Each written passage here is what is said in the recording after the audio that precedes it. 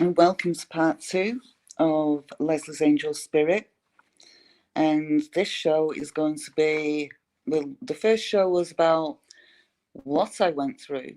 This show is going to be about how I overcame each issue and got through it. But before I do that, I want to introduce myself. Those of you that don't know me, my name is Lesley Ann Cherry. I'm an influencer, entrepreneur, and life difference leader for Team Diamond Global Network, and recently appointed as a brand ambassador for this amazing platform, Ordinary People TV.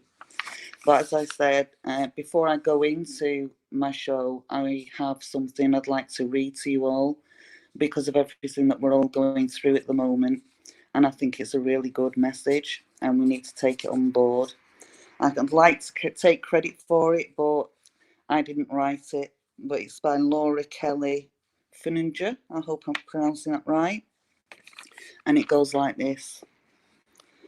When this is over, may we never again take for granted a handshake with a stranger, full shelves at the store, conversations with neighbours, a crowded theatre, Friday night out, the taste of communion, a routine checkup, the school rush each morning, coffee with a friend, the stadium roaring, each deep breath, a boring Tuesday, life itself.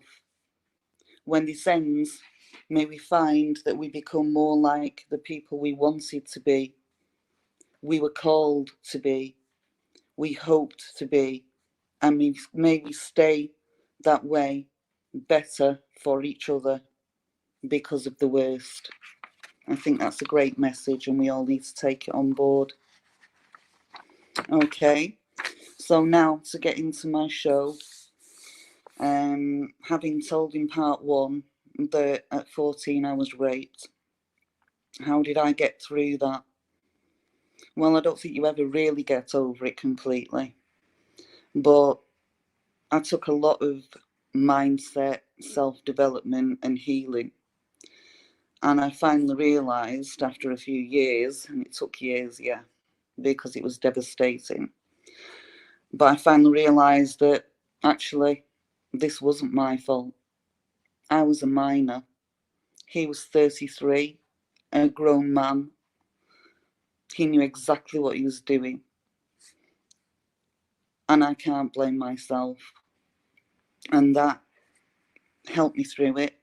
I also decided that from now on, if I have sex with anyone, it's my choice, my decision, and it's got to be done in love. This made me demisexual. For those that don't know what demisexual is, it's somebody that has to be emotionally involved before they can have sex with anybody. So that's how I got through that. And the bullying, well, I just decided I'd had enough and stood up for myself. And I went for the loudest one. There were 6 of them on me at college.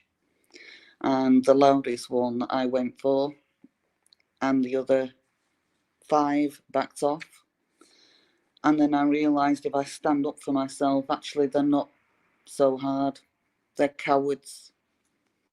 And the other 5 were only backing her because they were frightened of her. So that's how I got through that. And then I help by bringing my children up to stand up for themselves and hoping they don't go through it, which at the moment they haven't. I'm pleased with that. And then the next abuse I came across was domestic violence. Now, people that haven't gone through it, you can usually tell because they say, well, you're staying there, you're putting up with it. But it's not as simple as that. When you've got somebody that's telling you, if you ever leave me, I'll kill you, and they know where your parents live, where your family lives, where your friends live, where you hang out with your friends. They know everything about you. They've been going out with you for a year. And they stalk you 3 years after you get away, finally get away.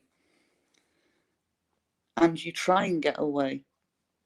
And they grab your hair and pull you back, throw you to the floor, and beat you worse than they would have done if you not tried to get away.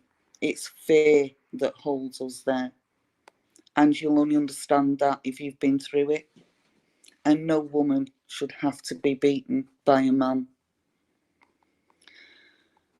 How did I get over that? Well, for 3 months I stayed away from my parents because I had so much bruising around my face. I had a perforated eardrum. I had a jaw that clicked every time I opened it to a certain here, it would click, which has now since been rectified with healing. I got out of it and I was looking over my shoulder constantly because, like I said, he stalked me for 3 years. He wasn't giving up. But I chose to forgive him, not because what he did was right, but for my own healing, so that I could move forward. And having learned that for 27 years, him and his siblings had seen his mum stand by his father, who beat her regularly. And he was of a mind that if somebody loves you enough, they will stay no matter how you treat them. And to keep them in line, that's what you do. He didn't know any better. And I know that doesn't make it right. But that's how I managed to forgive him and move on. The next one that I went through was depression during marriage. And to feel alone with a husband and 3 children, it is the loneliest thing. How can you be alone when you've got a husband and 3 kids around you all the time? Well, because for the last 8 years of the marriage, there was no love. He gave me money. I could get whatever I wanted. I wanted for nothing. But the love, the attention, the intimacy, the actually being there for me. Not just money-wise, but in a loving, romantic and supportive partner way. With the depression, a good friend of mine helped me out. I was a mum. My eldest was 4 at the time. My daughter was 2 at the time. And I'd got a week-old baby. And they all wanted my attention at once. My husband worked, and when he came in, all the dealings he had with the children was mealtime. Then, okay, it's time for bed. I did the bedtime routine, and that was it. So I felt like a single parent. I felt like I was alone bringing up 3 children that all demanded my attention at once. And a friend of mine came in and she helped me with that. She'd take the older 2 and play with them and read to them while I had time to do what I needed to do with the youngest. And she did that for 2 weeks solid every day. And God bless her for that, because that really helped me. And then I managed to get into a routine where I would take the 2 eldest ones to school and nursery. My daughter was picked up from nursery before my son from school. So that was her time. While they were in school was my youngest time. And then the eldest came back. So my daughter was happy because she'd had my attention.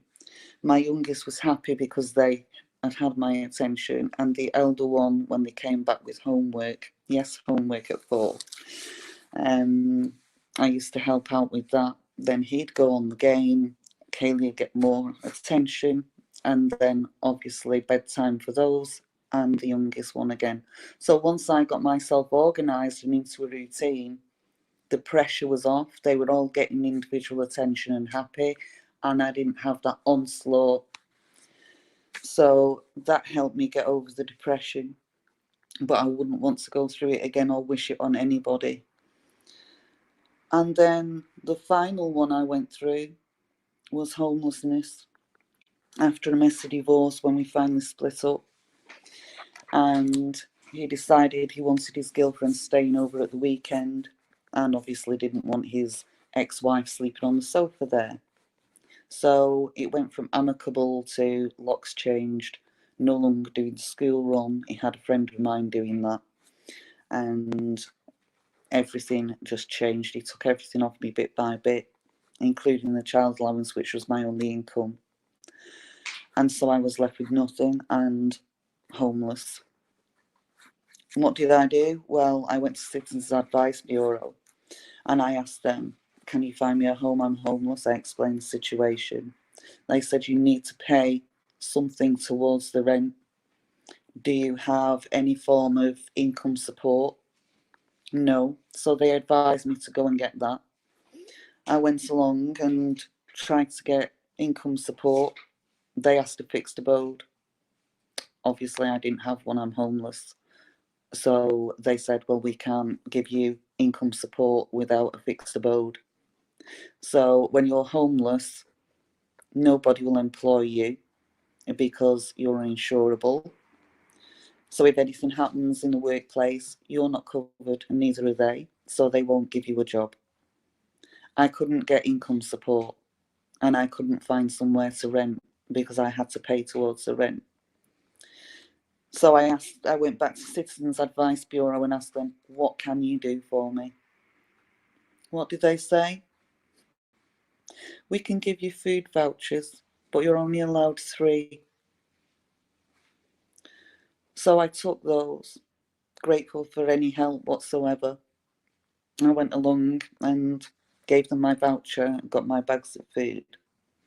Tin stuff, no bread, no milk, juice, maybe chocolate. The tin stuff was no good to me. I hadn't got a tin opener. I had got nothing to cook on. So basically, the 3 food vouchers, it was just the bits of biscuits, chocolate, maybe juice that I could have. The rest was useless to me. I then ended up, the community found out what was going on, what had happened, and they stepped up to help me. There was a girl, she's amazing, and she used to cook an extra Sunday dinner to give to me, and that was every Sunday. And she'd take my washing, do that, bring it back for me. Then she started doing an extra couple of bags of shopping and bringing it to me to help me survive. And then my good friend, a pensioner on his own, lonely, said to me, why are you sleeping in the back of your car?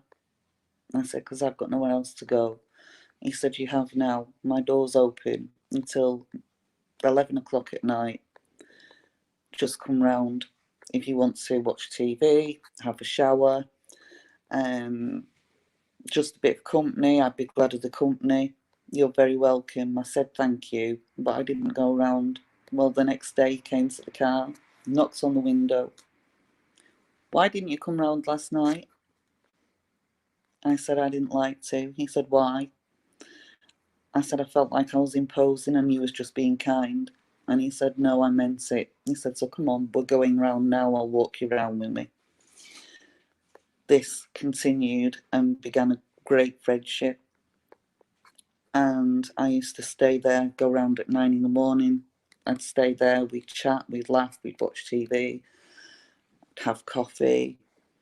He started taking me, bless him, paying for a bus fare to take me to Reddish and take me to Johnny's Cafe and get me something to eat once a week. And this is a pensioner. God bless him. If it wasn't for him and the other lady, I wouldn't be here now.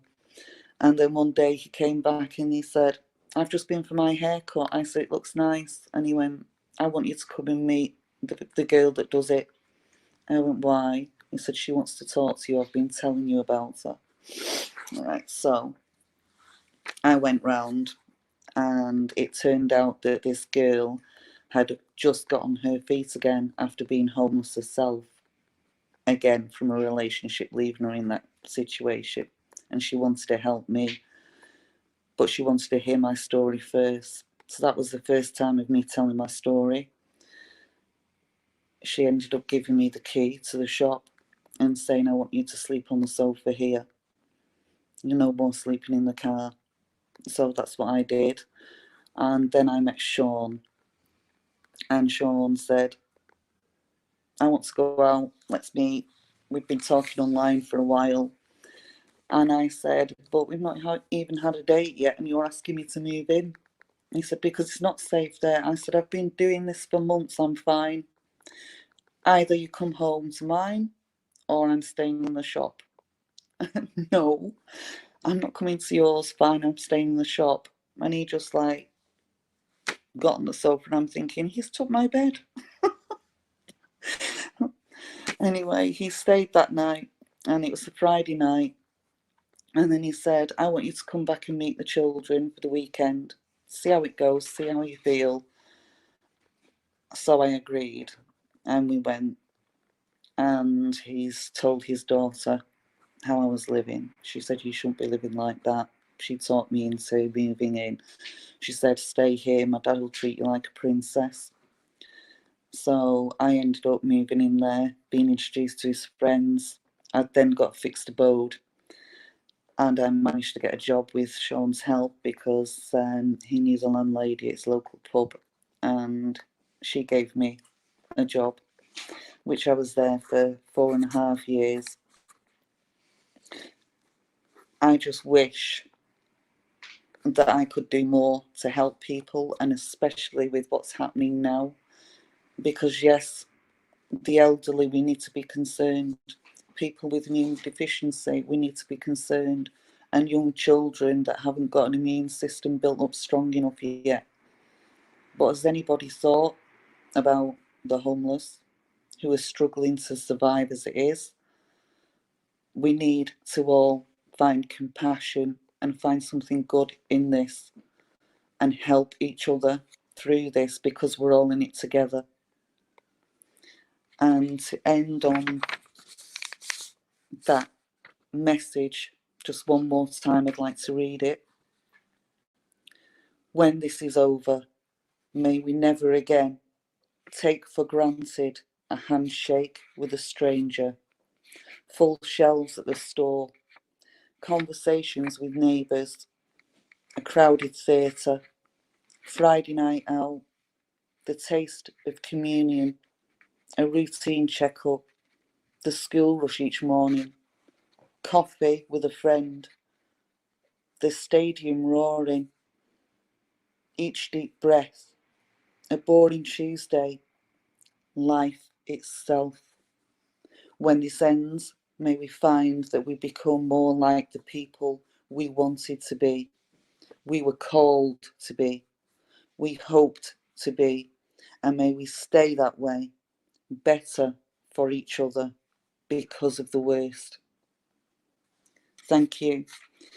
And I just want to say, please all stay well, stay healthy, stay safe, don't panic. We're all in this together. Let's find some compassion. And bye for now. Hi, I'm Jen. Let me lead you into Best in Show Bitch as I follow professional handlers, owner handlers, groomers, trainers, breeders, and other influencers in canine sports. All while I share with you a little bit of my dog loving antics. I don't really know what I'm doing, so I'm just gonna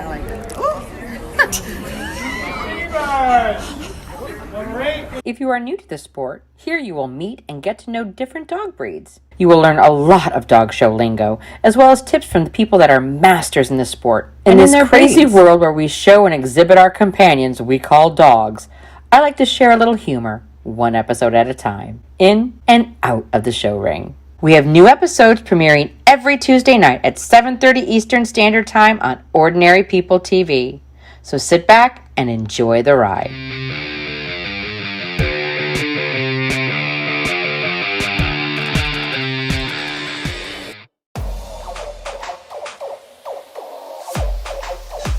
Hey guys, I'm Sharita. And I'm Chris. And we want to invite you guys to join us on Thursdays for a Battle Ready Marriage show. It starts at 8:30 Eastern Time and 7:30 Central. Chris, tell us what it's about. So on the Battle Ready Marriage, we talk about different things. Mainly these three things. So we want to transform relationships, take it to the next level. We want to battle ready marriages. And if you're just starting and you want to go into a relationship, we teach you how to prepare for that relationship and make it one for the ages. Again, my name is Coach Chris. And I'm Sharita. And we want you to go out and dominate your space.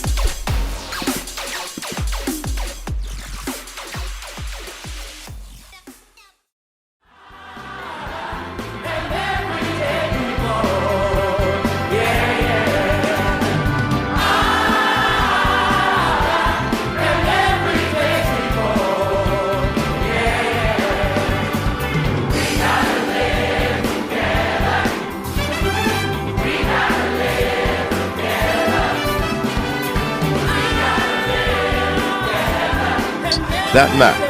If you want to hear more of these stories, go over to ordinarypeople.tv/join.